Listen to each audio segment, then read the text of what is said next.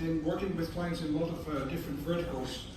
And it became clear to her that there was a need to help foster the XR development in the commercial arena. And more importantly, shepherd these critical early wins to get this industry moving. And that's why Amy conceived Endeavor VR.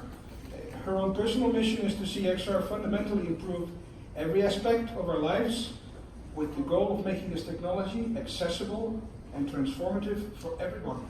And that would include us and you. So please welcome Amy for her keynote speech. Thank you.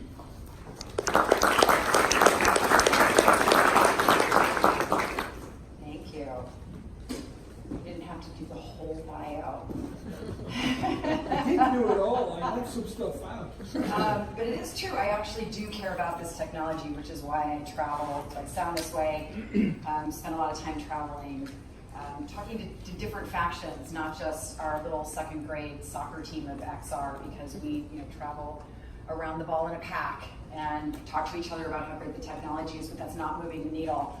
Which is why I jumped at the opportunity to speak here today, really about what is the ARCloud. And I'm sure I'm not going to be able to educate you in any way, shape, or form on kind of the technical aspects, but I did want to share with you some of the ways that we're actually thinking about it and the future of immersive technologies. And I like walking around and I'm kind of stuck here because I need to see my slides. So I'm going to start to move out and then I'll come right back. So the ARCloud essentially is the enabler for our augmented lives. You're welcome for this image. You're going to be thinking about this later. It is a digital twin, right, of the entire planet.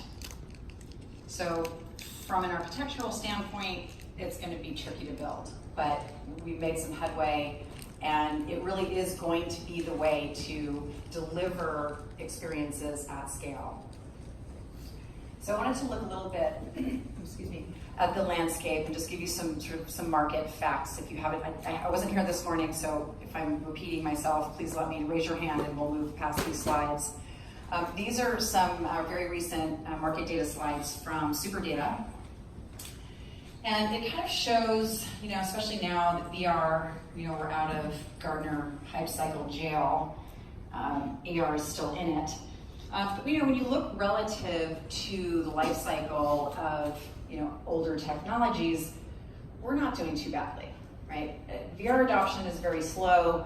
Mobile AR is certainly on an uptick. It's in everybody's phone. I look at the drivers for this technology. I think enterprise is really going to be driving VR, and consumer is going to drive AR, and they'll kind of meet in the middle. And then again, this was actually surprising because we look at the opportunity for AR. Ostensibly, it's going to be a much bigger market, but hardware is really holding us back because we really want Magic Wayfarers, right?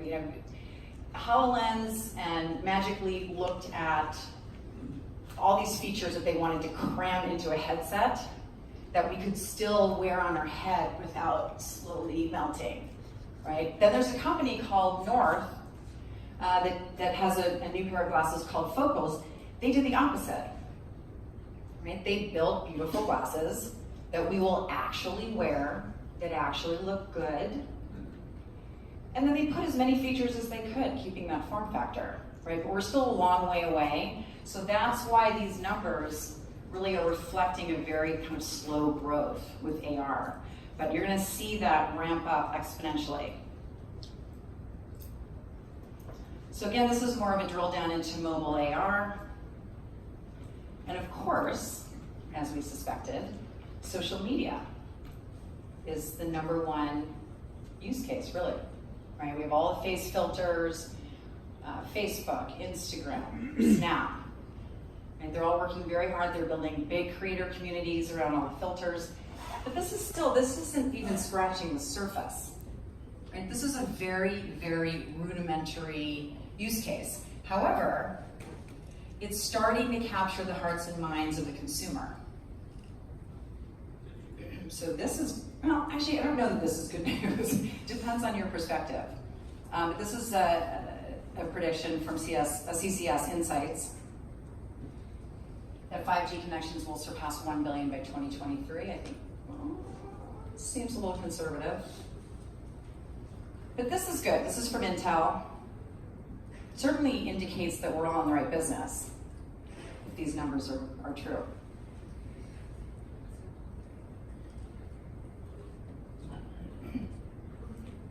So where are we now? So consumer, it's really mobile AR, right? And these sort of very lightweight, slightly functional. You've got Lowe's, you've got Walmart, you've got Home Depot, IKEA, design apps, measuring tools, and retail, trying on Sephora with their makeup app, Magic Mirror. Marketing, now marketing is interesting because when VR first came out, all the brands rushed and said, we have to do these VR experiences, we have to do these immersive experiences. And the ad agencies, is there anyone from an ad agency here? Because you should probably duck. Because I'm pointing right at you. The ad agencies had no idea how to build VR experiences, right? So brands spent millions. And some of the experiences were great. Some consumers were wowed. And there was some god-awful bad VR out there as well, right? So the purse strings shut. We stopped doing VR marketing for a while. That's starting to change, right? We've learned, some of the agencies have learned, actually what's really happened is the brands have learned to go to true immersive content creators directly and build great experiences, because the outcomes were completely anathema to the whole point of a brand experience, right? Consumers were going in, whether they were wowed or not, and not drawing a line from the experience to the brand, right? That's 101. But that's recovering. So we're starting to see a little more traction, especially with AR. Brand experiences, I don't know if you've seen this. This is Pepsi in the London bus stop. It had an AR-enabled bus stop. Had a live tiger walking at you. There was this sort of tentacled giant creature that would grab people virtually. And there's a lot of very, very, very funny YouTube videos and some of the reactions. So if you've got an hour to kill, I highly recommend it. And what's better than sitting down with a bottle of wine and having it speak to you? So entertainment, games, obviously. We're seeing a lot of traction, especially with AR games, working on as well, kind of that seamless in-game transition, taking some of your assets from one game to another. And that, again, part of where the ARCloud sort of fits into this whole ecosystem. And esports, of course, is going to be huge, as we all know. And on the enterprise side, so the wearables, the form factor isn't a concern, right? It's really the functionality. So we're seeing a lot of warehouse, safety, pick and pack, just really, really strong productivity metrics around the wearables in an enterprise environment. And then sort of an end-to-end strategy training in VR, and then using those same assets as sort of a reminder or a QA mechanism actually on the floor. So remote technical assistance, again, this is here now available today. And then where we're seeing the evolution of this is we're gonna add an AI layer to the back end of this. So you've got your field technician, you've got your expert back at HQ, and then we add the AI layer so that entire interaction is recorded. And then next time, using computer vision, that there's any field technician in front of that same issue, we play the recording, right? So you're kind of building this efficacy loop. Surgical overlays, HoloLens actually had a win earlier this year. The FDA approved the very first in-OR AR overlay experience. So this is big news. You're gonna see a lot more of this. We've seen a lot in VR, again, training, different surgeons collaborating together in a 3D environment using patient scans. So patient care, from an insurance standpoint, being able to walk a patient through the entire procedure. And of course, training. Again, VR training and AR training for the military, valuable on-site, in the field. But this is not the future, right? This is already here. And this is sort of a microcosm of what's to come. And again, going back to this digital twin that's going to give us context and deliver a multitude of experiences, some of which we can't even imagine today. Because really, in truth, the possibilities are endless, right? It sounds ridiculous. When I go to a meeting with a client, it sounds like I'm boiling the ocean. So I try not to articulate it in this way. But the truth is, it's going to fundamentally change every business line. They just don't know it yet. They don't want to think about it yet necessarily. And it's not just AR and VR. It's all of the exponential technologies combined. Blockchain, AI, quantum computing, it's all coming. And it's really the confluence of those technologies that are going to be the solutions of the future, both on the consumer side, but especially on enterprise. So in coming here today, I'm not here to educate you on any technology, right? You're all experts in the space. What I want to do is talk about the strategy and how to look at building the standards that are going to enable this next generation of experience. So IoT is not IoT anymore. It is the internet of everything. Everything is interconnected, right? All machines are talking together. We are going to be living in a completely connected world, so much more so than we even do today. And now I'm going to completely contradict myself by saying think smaller. So what does that mean? What that means is I came here today, I brought a few companies that I think should be on your radar. Because at massive companies, someone would argue that some of the companies are behemoths. Everybody's doing great work. But the bigger the company, and with all of these technologies that are coming so fast that we can barely regulate them, there are blind spots.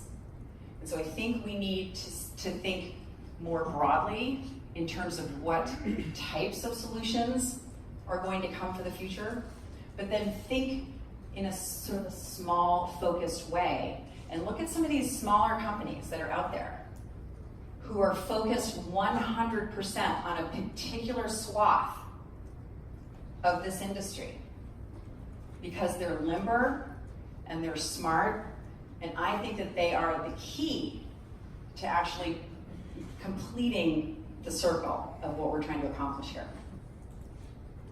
So the first one is 6D AI. Is anyone familiar with this company? Only one person. Okay, all of you should be familiar with this company. They are one of the companies building the ARCloud. And they started simply by using the internal camera on the phone to build a dynamic mesh of the environment. And then they focus on sort of the 4 pillars of digital interaction in a real world, right? So persistence, occlusion actually should be second, probably shouldn't be first, multiplayer, and then of course this cross-platform. So I urge you to go to their website. They've got a few videos. Again, it's very early days. They've got an SDK out, focused primarily on game developers, right? That's who's using it. But it gives you a glimpse of how our lives are going to be kind of inextricably linked to the digital landscape and vice versa. Right? So Unity has built a tool called Mars. I'm not entirely sure what it stands for. I think it's Augmented Reality Simulator. But what it does is it allows you as a developer to try a multitude of real-world scenarios and see how your objects behave, and they behave properly. So the industry is looking at this very quickly. Game developers are going to be the first ones to kind of put those experiences out there. The second one is GeoNetwork. So they have a block of IPv6, and they have gridded the entire planet down to the millimeter. So each millimeter has a corresponding IP address, to which you can append a multitude of data, primarily mobile behaviors. And they do that with a couple of lines of code embedded in the application, which means that you can actually, through their platform, push mobile behaviors without pushing an update to the app. So for drones, for example, let's say the fire department puts up a no-fly zone over a fire. If DJI happens to be compliant, and the drones have connectivity just to at least ping the server one time, it will not enter that space. It will actually stop. And there's infinite use cases for this, but it's really about the contextual piece. So the other piece of this is they have a gtld.place. So in the same way that we had to register our domain names, we now are going to be registering real world spaces. And then we can enable IoT behaviors around that. A multitude of IoT behaviors. So eventually there's going to be, 10,000 different AR experiences floating around here. So how do we deliver the right experience at the right time to the right user in the right place? So this is part of the equation. So now AI, any of you know this company? Very smart. So it's a combination of LiDAR, video feed, and AI. So they call it IDAR, right? So intelligent detection and ranging. So it essentially has a human perception mechanism, but it's exponentially faster than the human eye. So it is dynamically discarding data that it already knows exists, which eventually will live persistently in the AR cloud, but now it's using different map mechanisms to be able to know what's already there, what they already know about. They discard that data, and then they quickly assess what's in front of you in case there's some emergency situation or some sort of anomaly. Now, where that's valuable is that at some point, that data that they're throwing away can be packaged up and sent back up to the AR cloud in order to true up the AR cloud. Because, somebody hit a stop sign. It's no longer like this, it's like that, right? So we have this mechanism to consistently check and balance that what we believe is the static digital twin is as it should be. And this is a very, very, very young company, and I'm not going to spend a ton of time on that, but it's important to start thinking about this because this is where it's all going. Digital identity. So there's self-sovereign identity, they call it human-centric identity. It's really around what I believe is going to be the future of the avatar, right? So our avatar is going to be our digital representative in the digital landscape. It's going to live on the blockchain. We're going to have our public persona and our private persona, much like we do today. Except we are going to take control. So we're going to have levers to be able to control who sees our data when. And our public data is like it is now, right? It's Facebook, it's Instagram, it's all the usual suspects. With the notable exception that we're now going to start recording all of these digital experiences that we're having and pushing those out. So all of these experiences are just getting bigger and bigger and bigger. And then the private keys takes the onus off of large corporations of storing and securing data, because it's going to get a lot more expensive to have a security breach of personal data in the future. So this is how we kind of wrap our arms around just being in better control. And as humans, taking control, taking our data back, and understanding where it is at all times. So what comes next? The convergence, right? So you're seeing, this is just 4 companies. I'm not saying they're gonna win. There's 50 others behind them. But this is a way of thinking that I think we can easily miss if we're not careful, right? We're so focused on what are the use cases, right? But not the user. We have to stay connected to who is the user of the future. What are the experiences that we are going to be delivering via the network, via the cloud, from the creators who you're going to hear from this afternoon? And I actually believe this, right? You can love Magic Leap, you can hate Magic Leap. People like to hate them because they took in $2.4 billion. And they basically just have a developer's kit. But what they're doing is hard, right? What all of these companies are doing is hard. But that's why, because they're so focused on their individual lanes, that's why I think that's what it's going to take. That we need to leverage these kinds of companies and bring them together. And hey, maybe you want to just get your checkbook out and buy some of these companies, fine. But this is where these solutions are going to come together. So again, I can't stress enough, again, this is sort of a different talk than you've had today. And I hope it's a breath of fresh air. But this is what we need to be thinking about. Not what is the use case. What is the future of work, play, education, entertainment, identity, value, commerce, data, security? And this is the tip of the iceberg. So if you believe that 1979 was the first year of the millennial, the first millennial turned 40 this year, right? So we're not even talking about millennials that we've been whining about for so long, right? It's Gen Z. Then behind Gen Z is an entire generation who will know nothing other than seamlessly moving in and out of a digital landscape, right? No one's going to be talking about what reality they're in. It's going to be irrelevant. Did any of you say, I just got on my laptop and sent you an email on Gmail? No, right? That's where we're going. So what is the future of us? Absolutely everything is shared.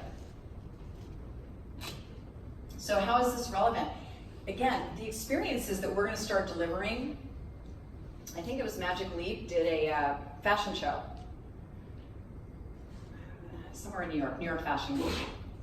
And that was a shareable experience. But imagine now we're going to have these bigger and bigger and bigger combined real life and digital experiences that are all going to be recorded and all going to be shared. And you look at the future of entertainment, as we're in the belly of the beast right here, think about Game of Thrones, right? My son's saying, what's your HBO login last night? None of your business. So think of Game of Thrones not as a linear story. Think of it as a world, right? This is the convergence of a game construct and filmmaking and storytelling. So imagine you're just going to buy the whole series of Game of Thrones. It all happens in real time. And you go in with your friends maybe, and you record your version of the story. You start over the wall, you go to Westeros, go see what the dragons are doing. You record that, you share that. Your friend does the same thing. Wants to show you, you meet in VR, and you follow that storyline. And you start to see also the value of this, right? Who's not going to pay whatever the number is, right? $100, $150 for a piece of content that they can go into over and over and over again. And I think there's going to be a brand new paradigm with influencers in this realm as well, right? Everyone is going to be an influencer. So again, it's about the future, because we are all living out loud. There's no such thing anymore as our 15 minutes of fame. We are born famous, we are going to die famous, right? Because we're everywhere. And I've got all the privacy settings on my Facebook, and then someone said, oh, I saw you were in Mexico. No, I wasn't. I was with clients. Yeah, so we're living out loud now. So I think the three magic words, we're also focused on the killer apps. Again, I think the focus is what are we going to be doing? What does our digital landscape look like? So context is an incredibly important piece of this. So in my avatar, let's say today there's only 1,000 experiences in here, right? So I know the ones that I want to see. That's around intent. It's around location, another piece of contextual information. And I know that I want to see it. So that will be displayed for me. Now, what happens to discovery? I want to discover experiences. I want to see the graffiti over there, but I don't even know it's there. So that's where my avatar comes in, right? I give certain permissions to certain artists who I've discovered through certain influencers and given certain permissions. And then brands. I give brands permission to show me some experiences, to try and sell me things. Except they pay me to unlock my data in cryptocurrency and microtransactions on the blockchain. And they send me stuff I don't like, I shut it off. So again, as we're thinking about solving these problems, context, number one. Utility, right? Has to be useful. Has to be fun. Has to be entertaining, right? Even we have great metrics for simulation and training. I will regularly bet my fee that a client will see double-digit improvement with VR training. I've never lost that bet. But even those trainings, they have to be fun. We have to think of the user, right? This has to be a human-centric endeavor. So build for how we will live tomorrow. Everybody in this room is part of this future, right? You're the architects of this. We're all the architects of this. Well, really you. I'm not doing any of the hard work. But it is important to really think about the human piece of this. Because it's time for 5G in the ARCloud. And if we do it right, everybody wins. Thank you.